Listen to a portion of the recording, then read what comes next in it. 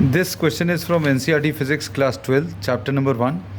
The statement of the problem says a uniformly charged conducting sphere of 2.4 meters diameter. So diameter is given 2.4 meter.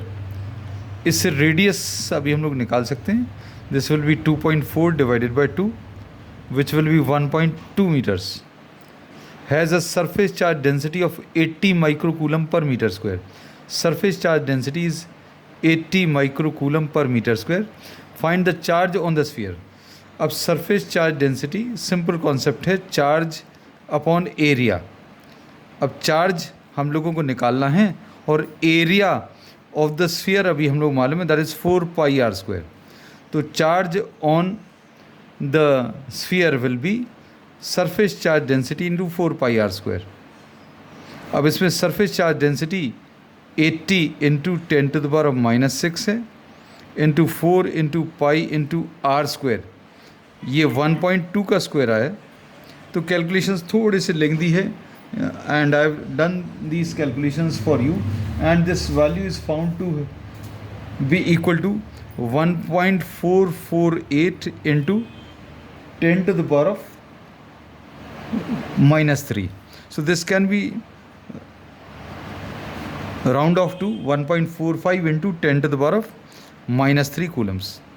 अब second part में what is the total electric flux leaving the surface. अब flux अगर अभी हम लोग बताना, this is the answer to the first part. B part में flux is equal to the net charge divided by epsilon zero. What is the total electric flux leaving the surface of the sphere. तो अब surface of the sphere पर अगर flux निकालना है तो surface of the sphere के अंदर net charge कितना है. So we have calculated the net charge 1.45 into 10 to the power of -3 coulombs divided by epsilon zero. And this can be written as 4 pi epsilon zero. हम लोग ऊपर नीचे किसका 4 पाई का मल्टीप्लिकेशन कर ले रहे हैं, so that the calculations become easy. So this will be 1.45 into 10 to the power of -3 into 1/4 pi epsilon zero को 9 into 10 to the power of 9 into 4 pi.